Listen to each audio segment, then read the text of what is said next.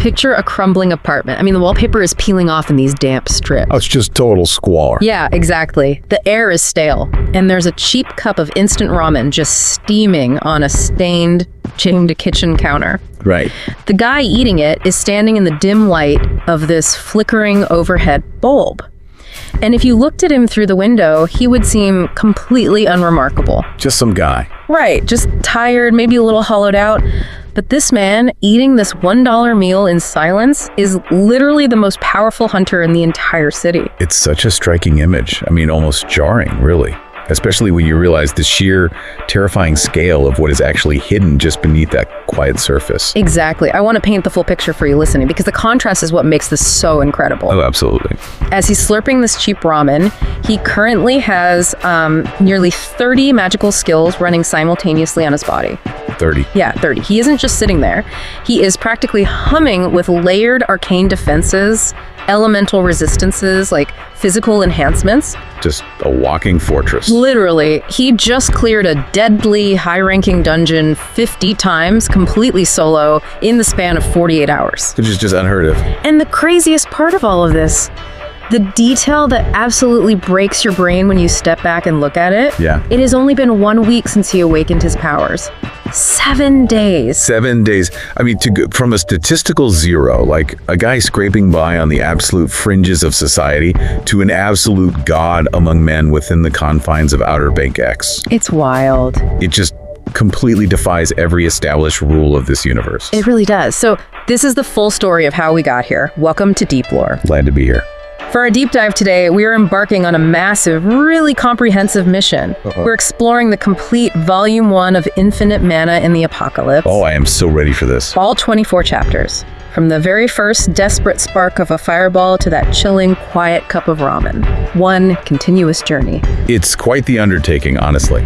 And I have to say, whether you're like a brand new listener catching up on the lore of this incredible world, or a veteran fan revisiting the journey from the beginning, looking back at this complete first arc reveals some truly brilliant details. So many details you just gloss over at first. Exactly. When you know where Noah Osmont eventually ends up, going back to read these first 24 chapters exposes all the intricate little seeds of world building, magical mechanics, and character psychology. You definitely missed them on the first read. Now, we aren't going to bog you down with a basic textbook tutorial on how stat panels or video game logic works. You know the drill. Right. The apocalypse happened, billions died, the system arrived, people awakened. Yeah, standard stuff. Yeah. But we do need to establish the specific, brutal reality of this world's economy before we jump in. Because in this universe, power isn't just about survival. No, power is literal hard currency. It is a pure, unregulated meritocracy. The remnants of humanity live in these heavily fortified cities, and the entire socio-economic structure is built on dungeon diving. Right. Monsters drop cores. You can either consume those cores to permanently increase your own stats, or you can sell them. Like Vitality and Strength cores sell for about $1,000 each. Which is a lot of money for a normal person. It is. But focus cores, because mages are incredibly rare and highly sought after, sell for double, $2,000 a pop. And the dungeons themselves, they aren't just treasure troves, they're ticking time bombs, right? Absolutely. If the hunters in the city don't constantly grind and clear the lower ranked dungeons, the F, E, and D ranks the monoliths outside them overheat. They turn from blue to orange to red. And you do not want them hitting red. No, because if they hit red, you get a dungeon break. The portal shatters and all the monsters inside spill out into the civilian streets. So it's this environment of constant suffocating pressure. It creates a society where you either get strong enough to dictate your own terms, or you're entirely at the mercy of those who are. I mean, there is no middle ground here. None at all. Which perfectly sets the stage for our protagonist, Noah Osmont. Let's look at his starting position, because Noah is not some chosen hero born into a wealthy guild family. Not even close. He is a guy clinging to the bottom rung of the ladder. He has exactly $5,867 to his name. Barely enough to survive. Right. And the reason his bank account is practically empty is that he just blew $20,000, which was his entire life savings and the last remnant of his inheritance, by the way. Oh, man. On a single, incredibly basic F-rank skill book called Fireball. It is just an act of sheer desperation. I mean, in this society, if you don't awaken naturally when you come of age, your only hope is to buy a skill book and force an awakening. Yeah. The wealthy elite, they just buy these books in bulk for their children to ensure they awaken with optimal stabs. But for Noah, $20,000 is astronomical. It's everything. It's months, maybe years, of rent and rations in a safe zone. He's gambling his fundamental ability to survive on the slim chance that this book might give him a decent stat spread so he can become like a low-level hunter. I want to stay on that moment of a gamble for a second. Put yourself in his shoes, right? He is sitting in his crappy apartment holding this book. Hands probably shaking. For sure. He activates it, it dissolves into light, and for the first time, his personal stat panel materializes in his vision. A moment of truth. Yeah, he's staring at it, practically begging the universe for something that will give him an edge.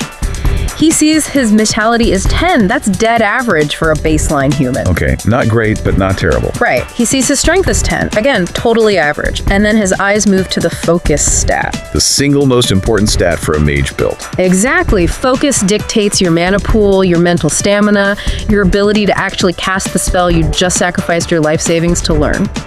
It is everything for him right now. And next to the word focus, there isn't a number. It's not a 10 or a 5 or even a 0. It is just a blank dash, a minus sign. The psychological weight of that visual is just, it's heavy. His immediate reaction is pure panic. Total panic. He genuinely believes he's broken. He thinks he just wasted his parents' inheritance on a defective awakening. Right, because to give you some context on the magical mechanics here, an average F-rank mage with a numerical focus stat has enough mana to cast maybe 5 basic fireballs. Just 5. Just 5. After that 5th cast, they aren't just out of magical energy, they are physically exhausted, dealing with a severe migraine, completely drained. So Noah's sitting there looking at a blank dash, wondering if he can even summon a single spark. It's terrifying. So he walks out behind his apartment complex. There's this barren, empty field used for trash or debris.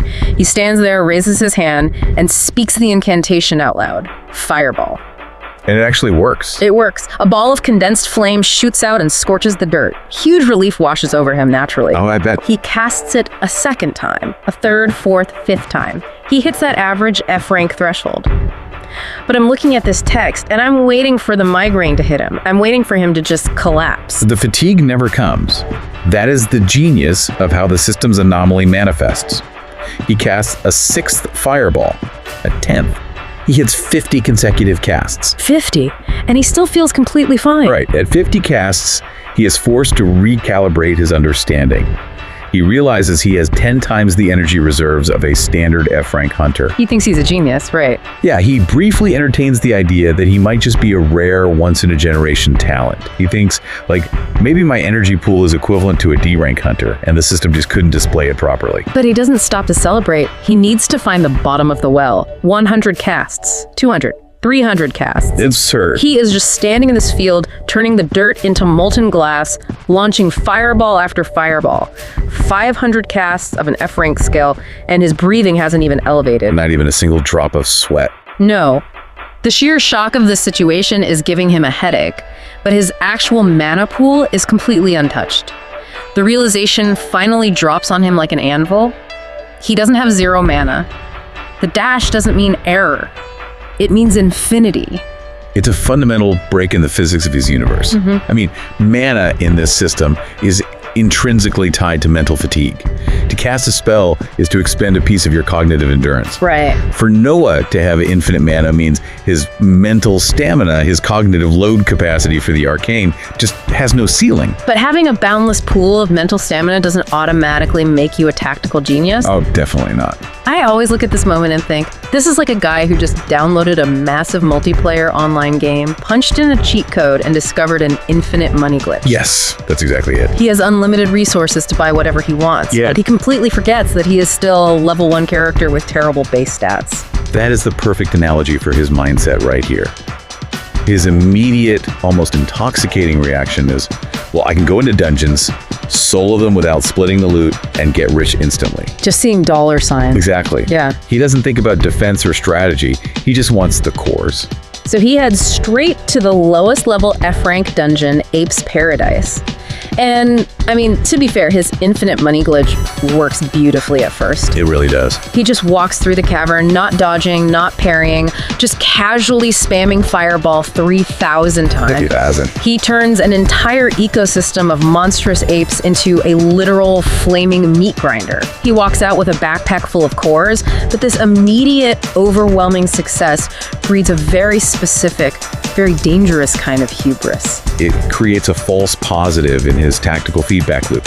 He thinks, like, if I can cast infinitely, nothing can reach me. He's relying entirely on overwhelming suppressive fire.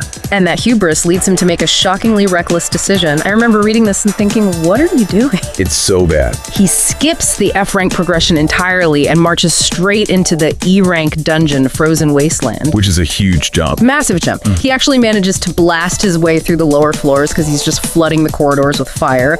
But then he reaches the 20th floor, the boss room. And waiting for him in the center of this cavern of ice is a massive, slumbering polar bear. This encounter is where the brutal reality of the apocalypse violently asserts itself. I mean, an E-rank boss isn't just a slightly larger version of an F-rank ape. Right. The leap in biological density, speed, and magical resistance is exponential. An E-rank boss requires a coordinated, balanced team. You need tanks to absorb the kinetic impact, healers to mitigate damage, and damage dealers to chip away at its armor over a long, grueling fight. And Noah just strolls in alone, wearing street clothes, armed with a single basic F-rank spell. Just terrible planning. He confidently throws 10 fireballs directly at the bear's chest. And I love the description of this.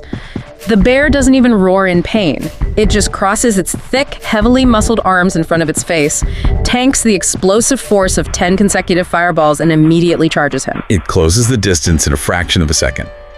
The physics of the fight completely betray Noah's strategy here. Yeah, it turns out suppressive fire doesn't work if the target doesn't care. Exactly. Overwhelming fire doesn't matter if the target has enough mass and momentum to push right through it. It is genuinely terrifying. The bear is on top of him instantly. Its forearms are singed and mangled from the fire, but it doesn't care. Its jaws are wide open, revealing pristine white teeth, and it is lunging forward to literally bite Noah's head off his shoulders. And Noah just freezes. Time seems to slow down for him. He completely panics. He loses all tactical thought and just haphazardly, blindly throws 10 more fireballs upward as he is falling backward. Total desperation move. And it is only through pure, dumb, miraculous luck that those fireballs manage to travel perfectly into the bear's open mouth, bypassing its thick hide and detonating inside its skull, blowing its head off from the inside out. He collapses onto the ice, the adrenaline violently drains from his system, and the sheer paralyzing terror sets in. Yeah. He realizes, with crystal clarity, that he was exactly 1 second away from having his head removed from his body. It is the ultimate humbling. He lies there panting, looking at his stat panel, and reality hits him. Having infinite mana means absolutely nothing if his vitality is still just 10. Right. If an enemy gets through his barrage and hits him once, he dies. He is a glass cannon in the purest, most literal sense. And this near-death experience forces a complete radical pivot in his entire approach to power. It snaps him out of his power fantasy. Absolutely. But, to truly understand why he takes this specific survival lesson so intensely seriously, why he doesn't just brush it off as a lucky break and try again, we have to look backward. You do. We have to dive into what happened to him a year ago. Yes. We have to talk about the backstory. Because you could argue that without understanding this specific trauma, none of Noah's future actions make any logical sense. I would argue Chapter 6 is the foundational bedrock of the entire first volume. It establishes the deep psychological architecture for everything Noah becomes. Let's set the scene for this, because the atmosphere is brilliantly constructed. After surviving the polar bear, Noah retreats to the pristine residency. Right, the fancy hotel. Yeah, this is a luxurious, high-end hotel in the city specifically built to cater to wealthy hunters. He has dumped his cheap backpack onto this massive, incredibly soft hotel bed. He's looking down at roughly $180,000 worth of cores that he farmed, just scattered across the high thread count sheets. Such a stark contrast from the crumbling apartment. Totally.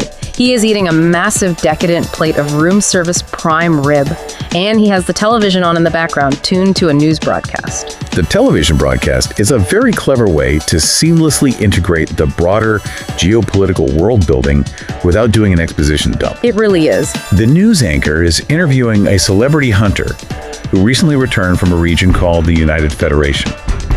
The anchor is pushing this very heavy-handed, steep propaganda about their own nation, the Blessed Empire. Right. They're framing the empire as the freest, greatest place on Earth because they allow hunters to keep all their loot, while criticizing the United Federation for heavily regulating its hunters and taxing their dungeon earnings for the collective good. Now, before we dive deeper into that broadcast, I want to make something very clear for you listening. When we analyze the Blessed Empire's propaganda versus the United Federation's regulation, we are strictly conveying the world-building ideas contained in the original source material. Yeah, just to be clear. We aren't taking sides, and we aren't endorsing any of these political viewpoints. We are just unpacking the specific environment that Noah is forced to survive in. And what's interesting is that Noah himself just turns the TV off. He doesn't buy it at all. No, he is completely skeptical of the Empire's propaganda. He knows the reality on the ground. I mean, the Empire system incentivizes ruthless, unchecked individualism.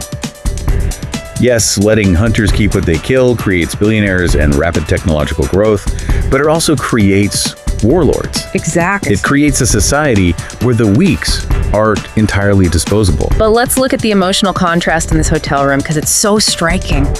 He is surrounded by unimaginable wealth. He has a pile of literal treasure on the bed. He's eating premium meat. Living the dream, right? You'd think so. But suddenly, right in the middle of the bite, he just starts crying. The tears are just silently falling down his face, dropping onto his shirt. It is a profoundly human moment of grief that pierces right through the lit RPG power fantasy. And then we get the flashback. It takes us back exactly 1 year to the day the apocalypse started. His parents were getting dressed up to go out on an anniversary date. Just a normal day. Noah was just a normal guy, hanging out at home, probably playing video games or watching TV. His parents walked to the door, and the last words he ever said to them were, "You guys have fun." Those 5 words have haunted him every single day for a year. Because minutes after they left the house, the world ended. Just like that. The blue screens appeared in the sky, the dungeon monoliths slammed into the earth, and the monsters poured into the streets. Put yourself in that house. The sudden shift from a quiet afternoon to absolute slaughter. The screams started outside. And what did Noah do? He hid? He didn't grab a kitchen knife. He didn't run out to find them. He panicked. He went down into his basement, locked the door, curled up in the dark, and he hid. For 2 straight days. He sat in the dark, clutching his phone, watching the emergency broadcast alerts shift from stay indoors and remain calm to horrific reports of mass casualties and systemic collapse. Just sitting there in the dark. He listened to the sounds of things being torn apart right outside his own walls. He knew his parents were out there. He knew they were caught in the open, being hunted, being massacred, and he did absolutely nothing. The shame of that inaction is the defining trauma of his entire life. I mean, for a whole year, he lived with that label in his own mind. Coward. Yeah. He lived with the absolute crushing helplessness of being weak in a world where the strong eat the weak.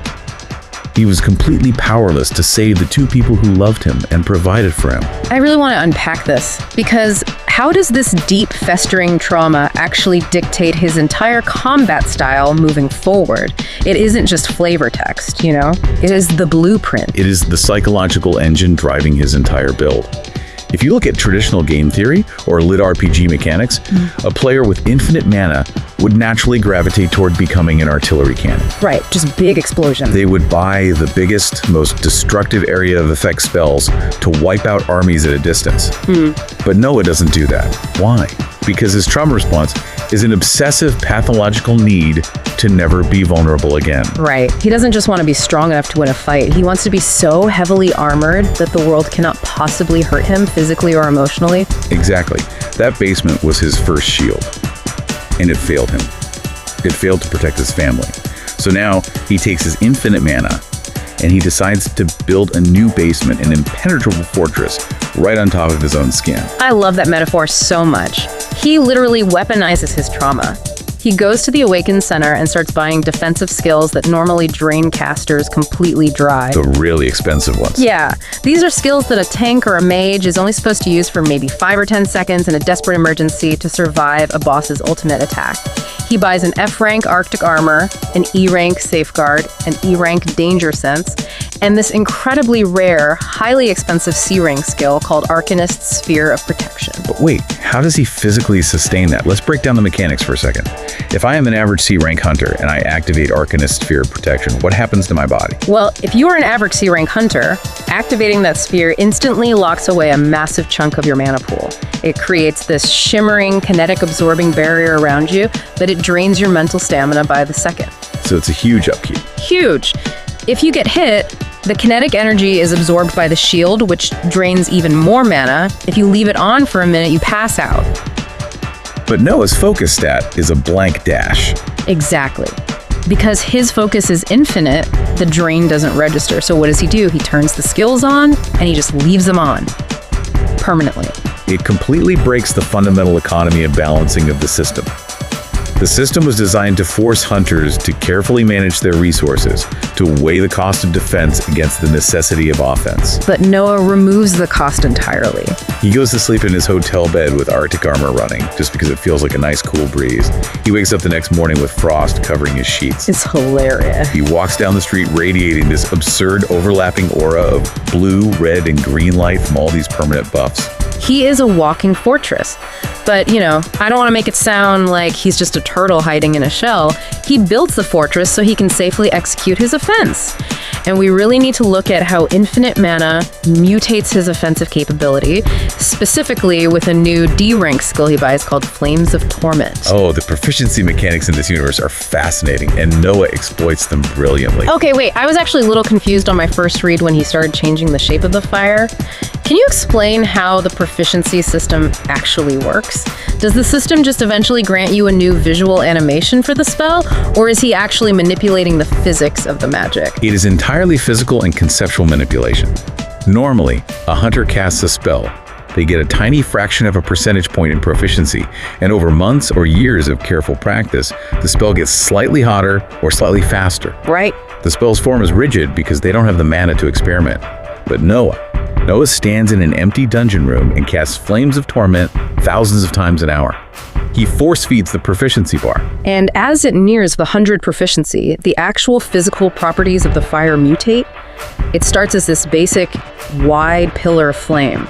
But because he has the mana to constantly sustain it, he learns to compress it. Yeah, he forces the mana tightly together until the flames coagulate. They become thick, almost viscous, like liquid heat. He manipulates the form. He turns this wide pillar into a long, flexible whip of fire.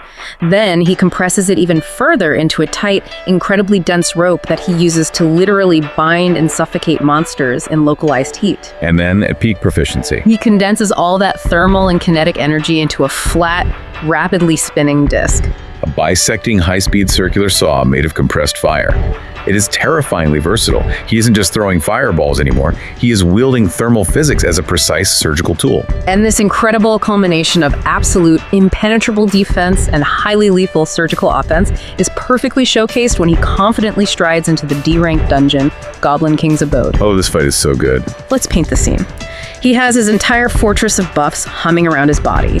He effortlessly clears the lower floors and reaches the boss room. And waiting for him is the Goblin King. It's like a monster. This is a 6-meter-tall behemoth. It's not some scrawny little goblin. It is a mountain of dense black muscle wielding a club the size of a car. A monster that generates enough kinetic force to shatter a reinforced concrete bunker. And Noah doesn't dodge. He just calmly walks right up to it. The Goblin King roars, winds up its massive fist, and punches Noah directly into the solid stone floor. The impact is so violent, it literally smashes Noah into a crater. Dust and debris explode everywhere. Now, previously with the polar bear, this kind of physical contact meant near death. But this time, Noah's permanent Arcanist's Sphere of Protection flares to life. It intercepts the fist and absorbs 100% of the kinetic energy, routing the cost directly into Noah's infinite mana pool. Which is endless. Right. Noah doesn't even feel a vibration. His bones don't rattle. He is standing at the bottom of this crater, perfectly pristine, and he just starts laughing. It is a moment of pure, unadulterated psychological catharsis. He is looking up at a nightmare, a monster that would have paralyzed him with terror a week ago, a beast that could easily wipe out a heavily armed platoon of soldiers, and it cannot even scratch the paint on his shields. He casually raises his hand, summons the flames of torment in its circular saw form, and cleanly bisects the Goblin King's thick arms. Then he severs its leg. He systematically, almost clinically, dismantles this D-rank boss while standing completely still in the crater it just made. It's a phenomenal display of power. But of course, there is a fundamental rule in any apocalyptic society. You cannot wield godlike power in a confined space without drawing the attention of the apex predator. No, you definitely can't. And the apex predator of Outer Bank X is a B-rank hunter named Cohen Anderson. Cohen Anderson, the tyrant king of the city. Cohen is the only B-rank hunter in Outer Bank X. He is the gatekeeper, the monopoly holder of the C-rank dungeon, Soleil's castle. And he's got eyes everywhere. He does. Cohen isn't stupid. He has an intelligence network. His people notice that the monoliths for the lower-ranked F, E, and D dungeons are suddenly cooling down at impossible speeds. They track the anomaly, and it leads them straight to Noah. The introduction of Cohen is handled so well because it immediately establishes his dominance and entitlement. Noah heads back to his crumbling, dilapidated apartment just to grab his laptop and some personal items before permanently moving out. He unlocks his door, walks into his living room, and Cohen Anderson is just standing there. Just waiting. Decked out in glowing, highly expensive C-rank armor, casually flipping through a physical file containing all of Noah's personal information. It is a profound, calculated invasion of privacy. Cohen doesn't knock. He bypasses Noah's locks. He is sending a very clear message. Your personal space, your secrets, your life, they belong to me. And Cohen doesn't ask Noah to join him. He doesn't propose an alliance. He commands him. He tosses the file onto a table and says, "We need more talents like you. We gather at Soleil's castle at 10 a.m. Be sure not to miss it." And then he just strides right past Noah and walks out the door. Noah is forced to rapidly calculate his options. He realizes in that split second that he cannot hide. Right. If he refuses the summons, Cohen will simply execute him as a threat to his authority. So Noah agrees to go, but he formulates a strategy. He decides to sandbag. Lay low. Exactly. He plans to heavily suppress his magical aura, hide his true power, and act like a slightly above average, easily exhausted F-rank mage during the raid. Which brings us to the raid on Soleil's castle. This isn't a cave or a basement. This is a massive, sprawling, C-rank dungeon. It is an entire medieval landscape contained within a portal, featuring a towering, oppressive stone castle filled with 3-meter-tall animated stone statues. Very intimidating setting. Noah arrives at the staging ground and joins Cohen's party. And this is where we meet the rest of the crew, and the social dynamic of the group is instantly fascinating to observe. It really is. You have the veteran core, 2 heavily armored tanks, Dan and his partner, and 2 ranged mages, Dina and Stacy. These are experienced, hardened C-rank hunters. But if you look closely at their body language in the text, they are completely broken. It's sad, honestly. They look at Cohen with this toxic mixture of utter dependence and deep, simmering, nauseating fear. Yeah. They know their survival in this high-level dungeon relies entirely on Cohen's B-rank strength, but they also know that Cohen views them as entirely expendable meat shields. But then there is the anomaly in the group, Rachel. Yes, Rachel. She is a newly awakened C-rank berserker, and she stands out immediately against the gray backdrop of the veterans. She hasn't been crushed yet. Exactly. She hasn't been ground down by Cohen's psychological abuse. She carries herself with martial confidence. When Anderson arrives and arrogantly starts barking orders, Rachel is quietly analyzing the situation, analyzing the terrain, and analyzing Noah. She acts as the moral and tactical center of this deeply dysfunctional group. And as they push through the massive oak doors of the castle and begin clearing rooms, the psychological warfare between Cohen and Noah silently kicks off. They are fighting groups of 10, then 11, and 20 massive stone statues at a time. And Noah is playing his part perfectly. He is putting on a masterclass in acting. He is only using the basic pillar form of Flames of Torment. He isn't using any of his overlapping aura buffs. After every single room is clear, he immediately sits down on the rubble, panting heavily, wiping fake sweat from his brow, pretending to aggressively recover his exhausted mana pool. But Cohen is watching him constantly. And this is a brilliant piece of character writing. Because Cohen isn't unsettled by Noah because he thinks Noah is secretly more powerful than him. Oh no, Cohen thinks he's invincible. Right. Cohen's arrogance is absolute. He truly believes his B-rank skill, giant strength, makes him an untouchable god. No, Cohen is unsettled because of a much more subtle detail. Noah's eyes. I love this observation. What is it about Noah's eyes that bothers him so much? Cohen is used to people looking at him with either terrified submission, like the veterans, or reverent awe. But Noah looks at Cohen and looks at the deadly C-rank monsters with complete yawning indifference. Just totally bored. Noah shows zero fear. When a 3-meter stone statue swings a massive stone sword at them, the veterans visibly flinch. Rachel braces her massive axe and grits her teeth. But Noah just calmly, almost lazily, sidesteps the lethal blow and casts his spell. To a textbook tyrant like Cohen, the absence of fear is perceived as a direct, unacceptable challenge to his authority. It drives Cohen absolutely crazy. He needs to break that calmness. He needs to see Noah sweat, to see him beg to assert his dominance. So he orchestrates a test. Right. So they push through the castle and finally reach the grand throne room, the boss room. And standing in the center is the Titan, a 10-meter-tall behemoth made of dense, rune-carved stone, surrounded by 10 elite, heavily armed guards. The battle kicks off, and it is absolute chaos. Spells are detonating, stone is shattering, and as the Titan's health drops, it activates its ultimate environmental skill. For boulder drop. Yeah. It strikes the ground, causing massive multi-ton chunks of the castle ceiling to break loose and free fall directly onto the party. This is a lethal white mechanic. If you don't aggressively deflect the boulders or perfectly dodge them, you are crushed to death instantly. The tanks raise their massive shields and brace for impact. The mages scramble for cover behind the pillars. Cohen is laughing, using his sword to shatter falling boulders into dust. Showing off. Totally. Rachel is spinning her axe, slicing the debris out of the air, and in the middle of this chaos, Cohen sees an opportunity to test Noah. It is a moment of pure, malicious calculation. Cohen swings his glowing sword at a falling boulder, but instead of shattering it or deflecting it away from the group, he intentionally angles his strike. It's a slight adjustment. Exactly.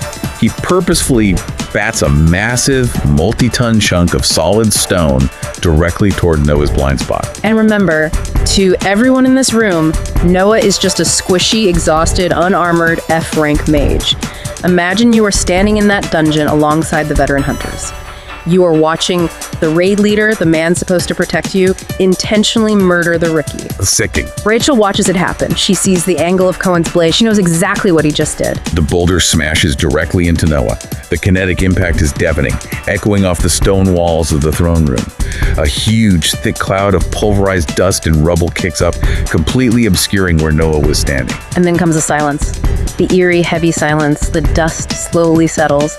The veteran hunters, Dan and the mages, are staring at the pile of rubble in sheer, paralyzing terror. They think you're dead. Rachel is frozen in shock. They all know that Cohen just murdered a teammate simply to make a point about his own power. But then, the rubble shifts. Yes. The rocks tumble away, and Noah casually steps out. He is literally dusting off his shoulders. He doesn't have a single scratch on him. His clothes aren't even torn. This is amazing. His invisible Arcanist's sphere of protection auto-triggered and absorbed the entire multi-ton impact without him even needing to blink. The psychological impact of that moment on the room is wild.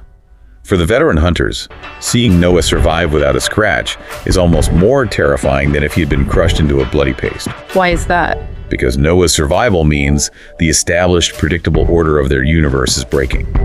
Cohen isn't omnipotent.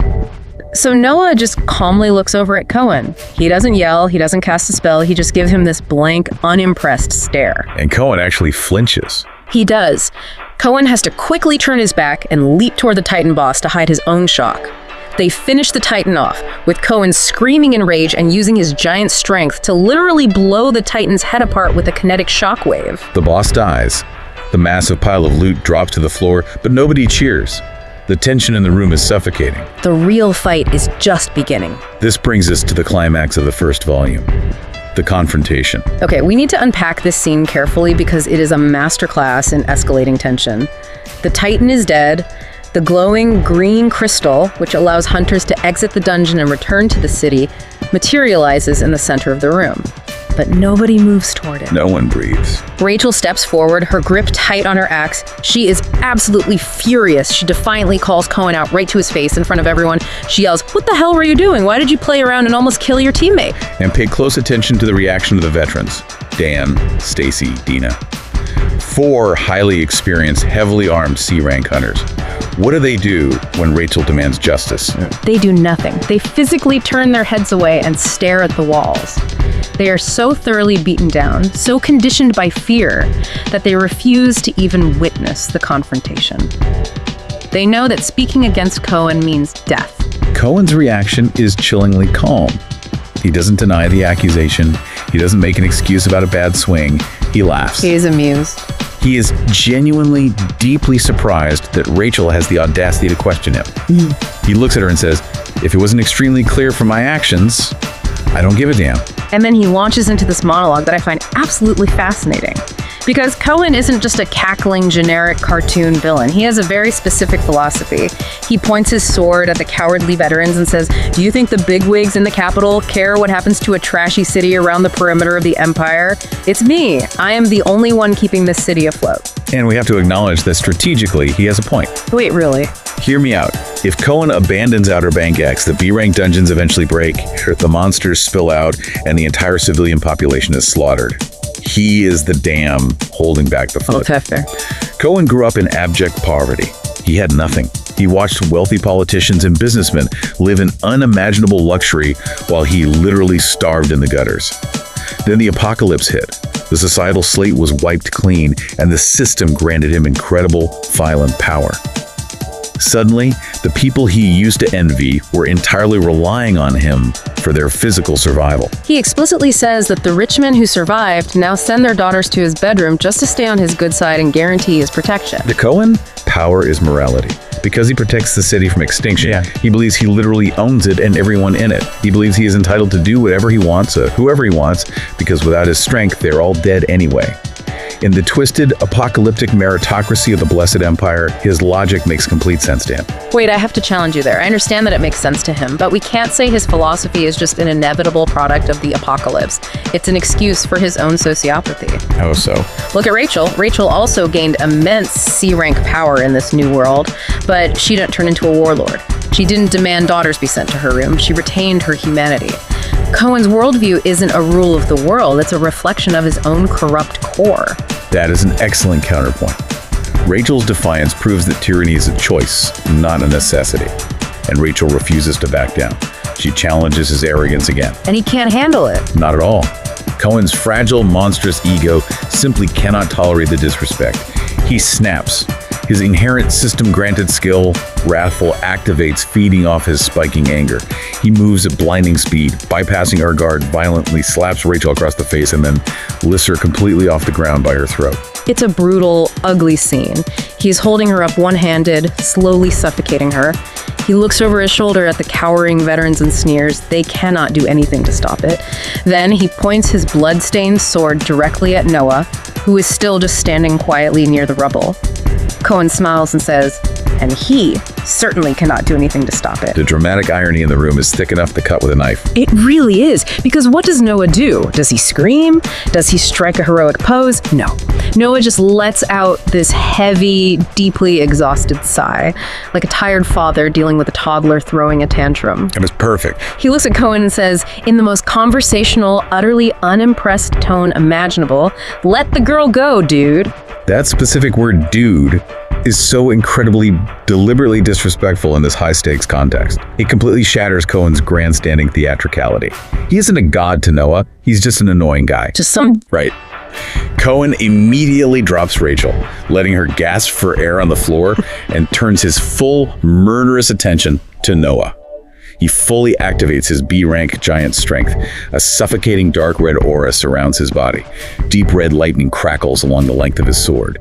He starts monologuing about how he is going to meticulously dissect Noah and make him beg for the sweet release of death. And he charges. He crosses the room in a blur and hits Noah with absolutely everything he has in his arsenal. High-speed sword strikes, focused lightning blasts, localized kinetic shockwaves. And Noah doesn't even bother to raise his hands. He just stands there with his hands at his sides. Noah is basically running a live scientific experiment on his own defenses. He currently has Arcanist's Sphere of Protection, Arctic Armor, Regeneration, and half a dozen other overlapping buffs permanently active. Just face-tanking a B-rank hunter. He just watches with clinical detachment as Cohen's ultimate B-rank attacks literally bounce off his layered shields like light rain off a heavy umbrella. Cohen is completely losing his mind. The physics of the encounter are breaking his brain.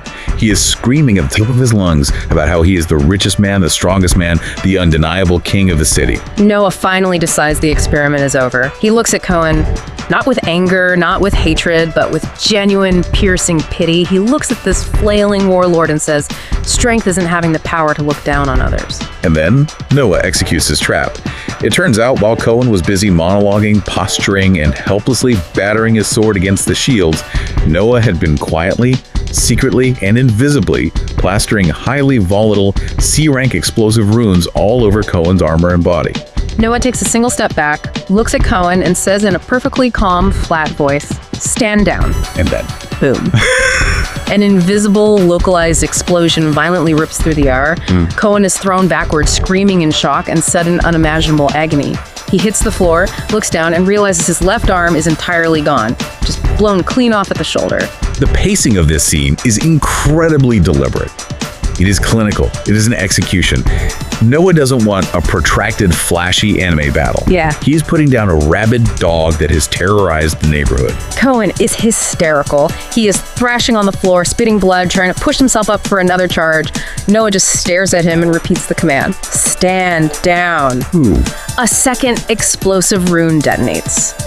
The heavily enchanted chest piece of Cohen's C-rank armor violently explodes inward, gushing blood.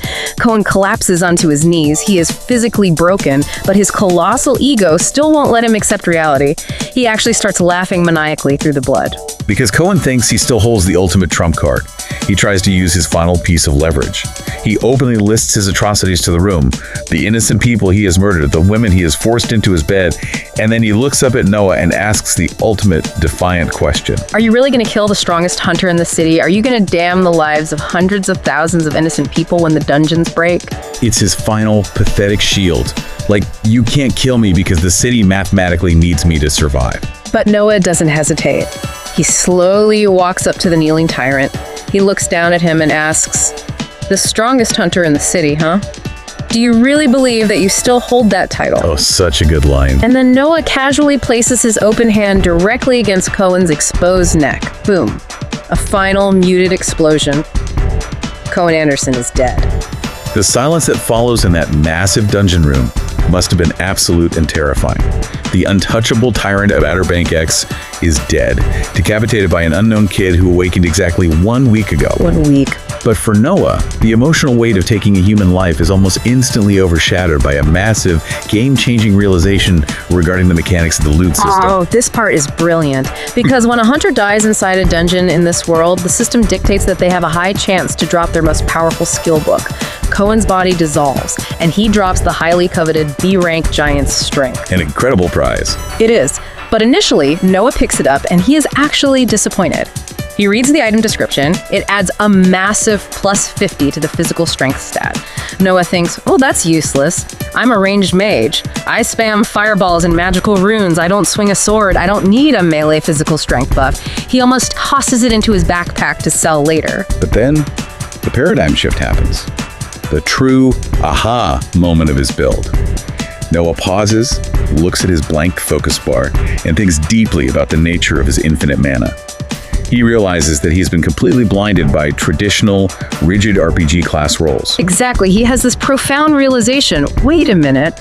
I have infinite focus. The only reason a mage doesn't learn a berserker's physical buff is because activating it would drain the mana they need for their spells.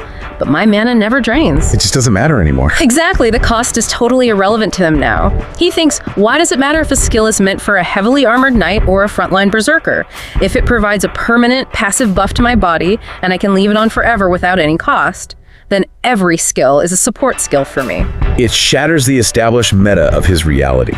He realizes he was completely ignoring half the entire skill store because he thought he was restricted to a mage class. But with infinite mana, there are no classes. He can do everything. He can layer physical strength buffs, evasion buffs, movement speed buffs, heavy tank buffs, all simultaneously on top of his devastating arcane mage build. It completely changes his entire trajectory. He ceases to be a mage and becomes a walking, limitless anomaly. He immediately consumes giant strength and feels his physical muscles literally reweave and densify.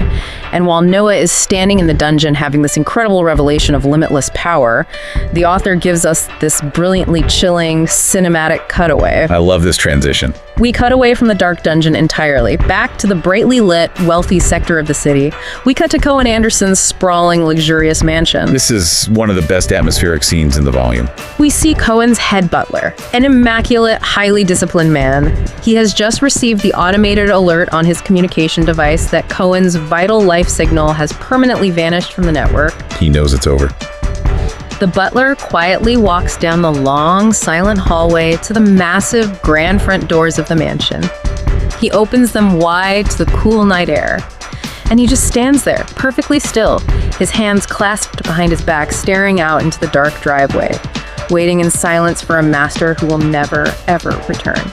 It's a quiet, haunting punctuation mark on Cohen's brutal reign, and it perfectly seamlessly transitions us into the next phase of the story. Because with Cohen dead and the veterans terrified into silence, the training wheels are officially off. Oh yeah, they're off. Noah doesn't have to hide his aura or pretend to be tired anymore. Welcome to the explosive growth phase, the pure, unadulterated hype farming arc. The city officials eventually cover up Cohen's death by releasing a statement saying he heroically sacrificed his own life to save his party from the Titan, and that he officially passed the torch of protecting the city to Noah Osmont. So convenient. Right. Noah accepts this convenient cover story because it gives him entirely unrestricted, unquestioned access to Soliel's castle. He immediately returns to the C-rank dungeon, but this time he walks in completely solo. The energy and pacing of the narrative shift into an incredibly high gear here. Noah is done sandbagging. He walks into the first grand hall of the castle, facing down 10 massive stone statues. He doesn't bother with Flames of Torment. He decides to test a brand new C-rank offensive skill he eluded called Smite. He looks at the advancing statues, casually points his finger, and actually says the incantation out loud. Strike down. The air pressure in the room violently drops. 10 massive, glowing golden swords materialize out of thin air near the ceiling and drop like heavy guillotines.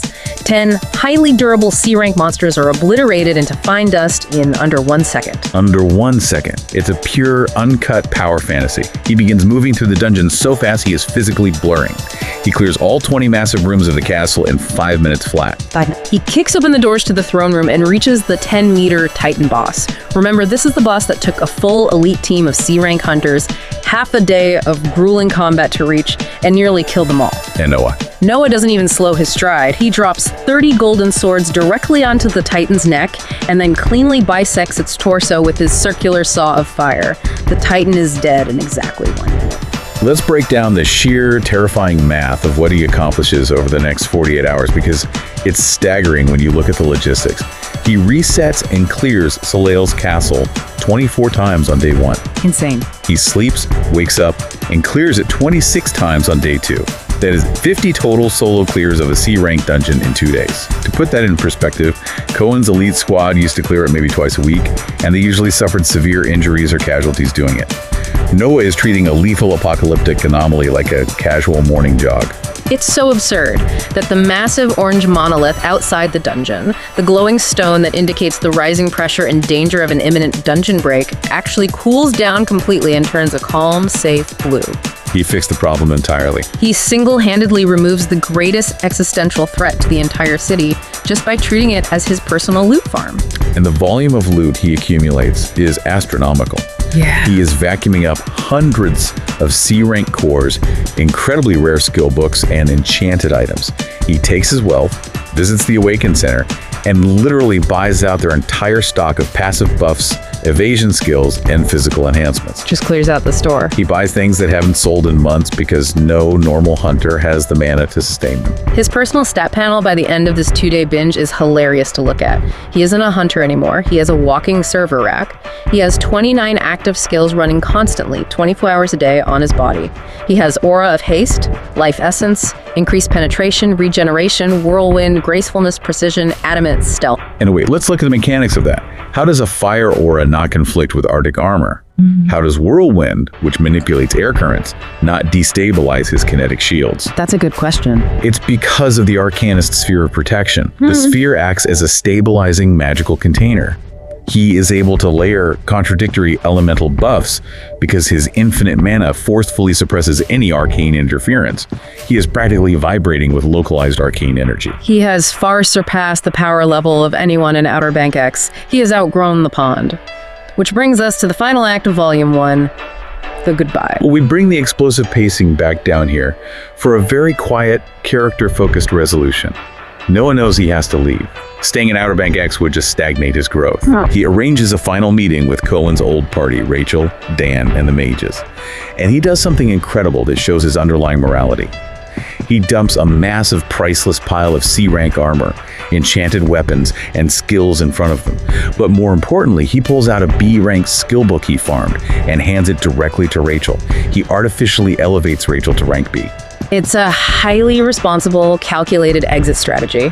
He isn't just abandoning the city to be destroyed by the next dungeon break. He is ensuring that Rachel has the raw power to permanently take Cohen's place as the protector of Outer Bank X. Exactly. But crucially, she will protect it without Cohen's twisted, sociopathic morality. Rachel is completely overwhelmed by the gift. She steps forward and hugs him tightly, thanking him for giving her the strength to protect her home. But look at Noah's physical reaction to the hug.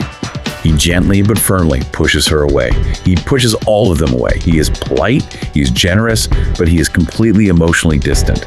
He is moving on. He is already psychologically disconnecting from them. And his departure is rapidly accelerated by a sudden interception. As he is preparing his bags to leave the city, he is approached by a woman named Amelia Ross. She is a high-ranking intelligence agent from Star City, one of the massive, heavily fortified core inner defense cities of the Blessed Empire. She means business. She hands him a highly classified, heavily redacted folder directly from a vice admiral of the military. He opens the folder. There's a formal, lucrative offer to join the military structure and help raid a highly dangerous B-rank dungeon. But the crucial part of the file is a single, isolated page at the very back with just 2 chilling sentences printed on it. It reads, "Enemies are heading toward the Blessed Empire that could cause the deaths of billions if we continue to be complacent." 2 sentences that completely, radically reframe the entire scale of the story. It's huge. Up until now, we've been dealing with a local squabble, right? One isolated city, one arrogant tyrant, a few low-level dungeons. Now, suddenly, we are talking about the potential deaths of billions of lives and a massive, looming, unnamed threat on the horizon. It forces Noah and you to realize that his journey from F-rank to godhood was just the tutorial. Which brings us to the final, lingering scene of the volume, the ramen ending. It is so quiet, so melancholic, and deeply symbolic. Noah doesn't go to the 5-star pristine residency hotel to celebrate his new godlike status. He doesn't order the prime rib. No. He returns to his crumbling, dilapidated, peeling apartment one last time. He wants to experience something familiar, something grounded before he steps into the wider war. He boils some water on a cheap stove and makes a $1 cup of instant ramen. It is a profound, incredibly isolating moment of reflection. He is standing in the exact same dim kitchen where he started his journey exactly 1 week ago. He pulls the noodles right out of the boiling, bubbling water and takes a bite. He eats it fast, aggressively, but as he's chewing, he realizes something is wrong. He doesn't burn his mouth. Because of his permanent max-level Arctic armor, his layered elemental resistances, and his rapidly dense physical physiology, his body simply rejects the thermal damage. He doesn't feel the scalding, blistering heat of the boiling water. He only feels, as the text specifically notes, a faint trace of warmth. It is a devastating, heartbreaking metaphor to end on. In 7 days, he has gained the unquestionable power of a god, but he is already becoming physically, biologically, and emotionally detached from the human experience. He can't even feel the heat of his food. He can't even feel the comforting heat of a cheap cup of noodles anymore. He is completely insulated from the world by his own impenetrable, trauma-induced fortress of buffs. Volume 1 ends on that quiet, fading trace of warmth. It is a masterfully executed conclusion to an incredibly fast-paced arc. Gives me chills every time I read it. What a massive, transformative journey. Okay, we need to pivot because it is time to step into the theory corner. We've got 5 minutes on the clock, and we've got 4 major plot points to predict and debate for Volume 2. Let's do it. Let's start with the most ominous, dangling loose end. the butler. I'm calling it right now, and I want to hear your counter. The butler is going to actively hunt Noah down. He is going to seek violent revenge for Cohen Anderson. He knows Noah was the only one capable of killing him. See, I strongly disagree with you there. If you look closely at the text during that haunting cutaway at the mansion, the author specifically notes that the butler was calculating, not grieving. Okay, that's true. The butler didn't love Cohen. He stayed with Cohen because it was politically and financially beneficial. The butler is a survivor, a cold, ruthless pragmatist. He isn't going to throw his life away fighting a monster who just casually soloed a C-rank dungeon 50 times in 2 days.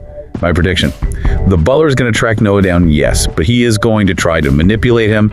He will try to ingratiate himself, offer his services, and try to become Noah's manager, effectively trading one powerful master for an even stronger one. Oh, the treacherous whispering advisor angle. I like that a lot better, actually. It fits the political maneuvering of the Empire. Okay, point 2.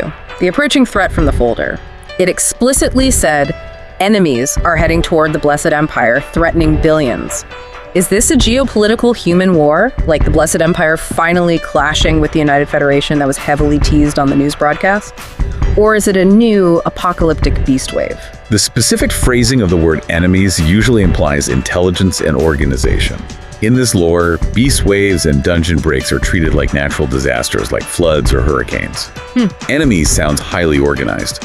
However, the entire world system is fundamentally tied to monsters and cores. I predict it's a terrifying synthesis of both. Like what? An organized, highly intelligent race of mutated monsters, or perhaps a rogue faction of humans who have completely biologically merged with monster cores from another continent. It has to be a threat that challenges the fundamental established mechanics of the system. That would be terrifying. Imagine Noah trying to outscale a threat that can actively adapt to his infinite mana. Okay, point 3. The mangrove swamp. Noah is officially heading to Star City, and the military wants him to raid their B-rank dungeon. He just spent 48 hours treating a C-rank dungeon like a playground. Will he arrogantly try to solo a B-rank dungeon on day 1? He will absolutely try. His hubris hasn't been completely cured yet, but I think this is where he hits his second major wall. Just like the polar bear in the frozen wasteland humbled him in the E-rank dungeon, the B-rank mangrove swamp is going to have complex mechanics that raw stats and infinite mana simply cannot instantly solve. Like environmental traps. Exactly. We're talking neurotoxin poison, severe environmental hazards, maybe mind control or illusion mechanics that bypass physical shields. He will finally need to adapt his combat strategy, not just arrogantly layer more shields on top of himself. I can't wait to see him actually struggle again. A god learning he can still bleed. And finally, point 4, the biggest mystery of the volume, the blank bar. The focus stat being a dash. Will the system ever actually explain it? Or is Noah just a permanent glitch in the universe? Is he hacking the Matrix, or is this by design? I believe it is intimately tied to his specific, deeply psychological reaction to the apocalypse. The system seems to selectively reward inherent personality traits. Cohen's deep-seated anger gave him the wrathful skill. Right. Noah's absolute paralyzing terror in that basement, and his desperate, all-consuming desire to cast an infinite, unbreakable shield over himself actually manifested as infinite mana. The blank bar isn't a glitch. It is the system failing to quantify an absolute value. It cannot display the concept of infinity in a numerical UI, so it shows a dash. Whether he ever meets the architect or the creator of that system to get a definitive explanation, well, that is the billion-dollar question for the entire series. I love that theory. The idea that the system literally broke under the immense weight of his personal trauma, it's incredible. But before we wrap up, I want to leave you with one final lingering thought to mull over, building on exactly what we just discussed. Lay it on us. If the system truly molded its greatest rewards to humanity's darkest psychological flaws, giving Cohen power for his rage and Noah infinite power for his paralyzing cowardice, what happens when the system encounters someone whose core defining trait isn't fear or anger, but a desire for absolute, unmitigated genocide? The monsters might not be the real threat heading toward the Blessed Empire at all. Now that is a terrifying prospect to consider. Let's do the final recap. From a blank stat bar and a desperate $20,000 gamble to the unquestionable, most powerful hunter in the city in exactly 1 week. Volume 2 starts on our next deep dive. What do you think is waiting for Noah in Star City? Will he adapt to the new threats, or will his isolation finally break him? Drop your predictions in the comments. This has been a DeepLore Deep Dive. See you on the next one.